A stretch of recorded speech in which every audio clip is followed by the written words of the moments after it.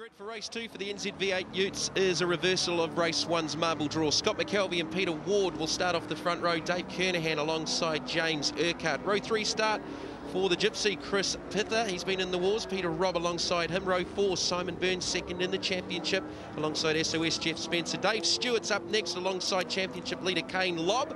And it's Jeff Kernahan who had a good strong first race alongside Graham Senior Byrne. Mike Lightfoot completes the grid. So an interesting front row here because Chaos and Precious got together in race number 1.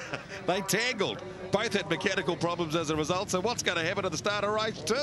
8 laps, second race for the NZ V8 Ute Challenge. Kane Lobb is the championship leader as we go to green. McKelvey with a great start, but Chaos is pulling gears, pulls up alongside for an all-Holden front row. McKelvey should have the line down into 1. Very busy with the braking into that first corner, into the Castrol curve. Now, Chris Pither will be the one to watch. They broke an excellent race 1 as Junior Burner making contact there with the rocker man, Peter Robb, through turn 3. Pither breaking an axle. He's just, I don't know what they've upset, but they need to hunt it down and kill it because it's just not going right for the reigning 1. The curse of the Gypsies got the pirate skulls in the tent, and it's just not working for them. On board with Lightfoot to the outside of the John Jones Steel 4, down through 4, through John Jones Steel quarter. Dave Stewart just dropping a wheel off the exit of turn 4. So Pither looks like he's up into the 3rd position. He almost was crying actually after that race. He just shook his head in total disbelief. Well, he can't believe how much bad luck they're having, and it's the rear end of the race car that's been causing them all sorts of problems. They've been through 3 diffs. And they changed the diff this week. They've broken 2 axles. So look for him to work his way towards the front. Kane Lobb still back there in the mix. Is on board the McDonald's Ford with Simon Byrne. In 8th place at the moment, he's got the Metro man. Dave the Boss Stewart in front. Great shot on board the NZ V8 Utes. This is what it's like on the level at Timaru. Byrne's dashboard looks like a drive-through menu. What's on special this week at McDonald's? Kane Lobb just 2 cars behind him. Burns got a little bit of damage to the left rear quarter of the McDonald's Ford. He's got an outside run here on Stewart. He's missed a gear. Just heard it on the onboard. He missed a gear and it cost him what? Good car length as Pither goes down the inside of Chaos for the 2nd spot. So the Gypsy is back in the move. He needs to pick up some points. Well, he pretty much, he got back some points with the round win at Tonga at the previous round of the championship, but he's just lost all of that with that broken axle in race 1, so just doesn't get any better. But a race win here would make him feel a little bit better, but he's got the Icom Commodore to try and get around first. And he's just been monstered, McKelvey, isn't he, at the moment by the Gypsy? Out of the New Zealand Production Racing Series last season, driving a Mitsubishi, turbocharged 4-wheel drive. And really enjoying the battle of the Utes too. There's some good battles further back. Sideways down the back of the field, someone's drifting. Doesn't matter who it is, you just guarantee one of them's going to be sideways. Pither, he locked the brake. This is going to be tight. He drives around McKelvey. I think sort of went, okay, Chris, you want the spot? You can take it. Don't want to argue. Sideways, both of them wanted to went sideways, but side by side into turn 1. And the car with Gypsy, he's into the lead now. All right, let's have a look at the start on the peak antifreeze replay. Good clean start from McKelvey. Chaos, I thought there for a moment, was sort of going to drive around him, but I think he sort of decided, Scott, you can take the line down there. I don't want to be bending any more panels. There's a couple of brake lockups further back there in the field. I think that was SOS Jeff Spencer sending out smoke signals. Which is par for the course. A little bit of touch there, and the Hill Country helicopter dude, the rocker man, just about got sort of moved sideways, but they kept it together on the track. Yeah, it was pretty heavy contact. There's the rocket man going through ahead of Dave Stewart. And Kane Lobb and Junior, the 2 guys fighting out for the championship in those 2 red, 1 red Ford, 1 red Holden. Here's a great shot off the top of the McDonald's Ford. Kane Lobb. He's muscled his way in front of the man. He's got ahead. Yeah, 2nd of the championship. More points. And that's what Kane Lobb is doing. He's just being the collector this weekend, picking up points and maintaining a big lead in the championship.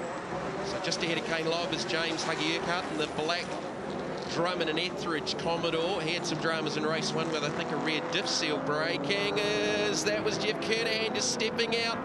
Under brakes, climbing the curves on board with Mike Lightfoot. That's Senior Burner just up ahead of him. Some wonder if Buzz can actually get back onto the up the field here. He's running down the rear of the grid at the moment, so he won't be happy with that.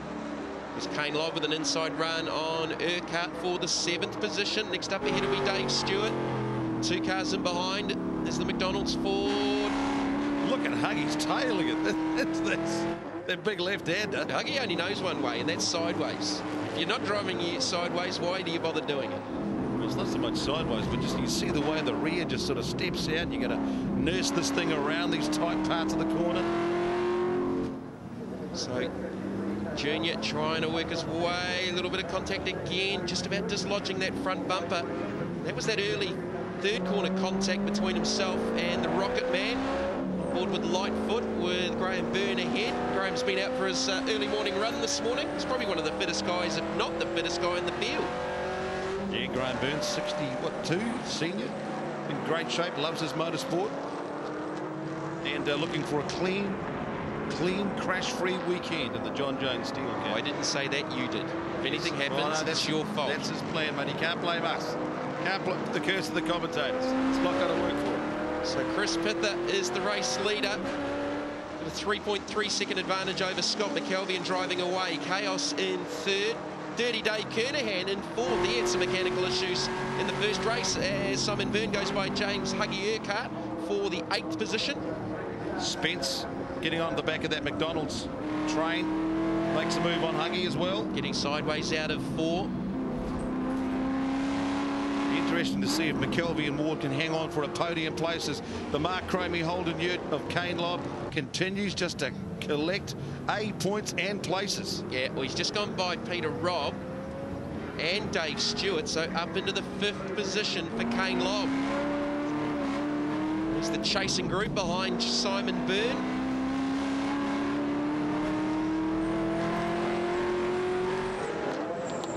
McKelvey under pressure from the Ward Demolition. Holden, Peter Ward. Dave Kernahan having a good run in what were some of his problems in that first race? Well, he got caught at the back with the problems with Pither, with the broken axle. Good tussle with Chaos as well, and there he is, having another good tussle with Chaos. And that's the great thing.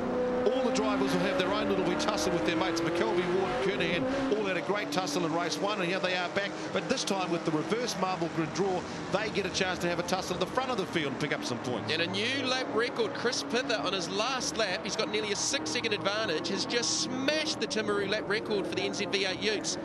A 1:13.262. It was a 1:14.01. He's taken 8/10 of it as we go to the peak replay. Senior and Buzz. Bit of the old big tap there. That wasn't a love tap. That was like, get out of my way. It's like a synchronised drifting display.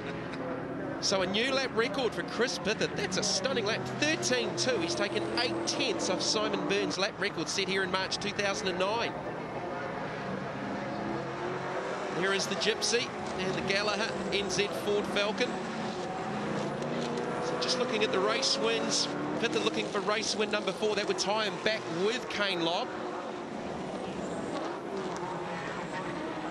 Certainly has. He loves this track. He's been very, very fast around here before. In fact, he won the Ute title this time last year on this track. So Pither is back into the hunt. So disappointed. I mean, he was the fastest in qualifying. That axle really has dented the damage big time with the points chase. See the parts hanging off the McDonald's Ford. A little bit of damage to the front of the car, trying to get by Dave Stewart. So that battle is for 6th, 7th and 8th, with SOS right in behind them in 9th. Back on board the McDonald's Ford. Simon Byrne looking for a way around the Metro Holden. Having a great weekend, Dave Stewart, the boss out of Wellington, really enjoying it. Cars, he said the driver wasn't that flash, but the car's been good. Good results, though.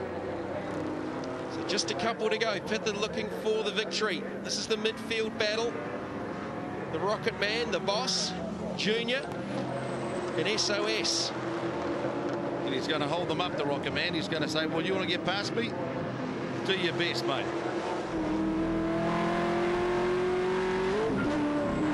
Simon Byrne looking to the inside, a little bit more room than what we saw at the end of race number 1 when he went down the inside of Graham. Can he make it stick? Has he done the move there? Yeah, he's gone around. I think he has gone around the outside of Dave Stewart. SOS looking to the inside of Stewart down to 3. So Byrne making a pass Last lap board out for Chris Pither.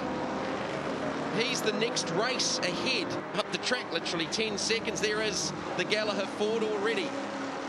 And that is just taking out sheer frustration, isn't it? Oh, he'll be driving the absolute wheels off this thing. You see him walking around the tits this morning. He had the business face on. Now he's got the race face on. And now he wants to say, I want to get back into this championship. I wanted to get back into my championship. I still want to be number one. Well, he's trying hard. I'm just wondering if he's got a small brake issue, because there looked to be some brake smoke from the right front wheel of the Gallagher Ford. He won't be worrying about that because he's got one corner left to go out of turn number 8. Chris Pither, win number 4 for the championship. And he's won that by about 2 days. McKelvey's going to pick up second, one of his best results of the championship in the ICOM Holden. Third will be Kane Lobb, gathering more important points. Chris Pither taking the win in race 2 for the NZ V8 Utes here in Timaru. The Gypsy, Chris Pither with the victory in race 2 for the NZ V8 Utes from Timaru International Motor Raceway. Scott McKelvey, second championship leader. Kane Lobb in third ahead of Peter Ward, Dave Kernahan, Peter Robb, Simon Byrne, Dave Stewart, Jeff Spencer and Jeff Kernahan. Chris, mate, what a way to come back from yesterday. Dramas, the race win, but a new lap record.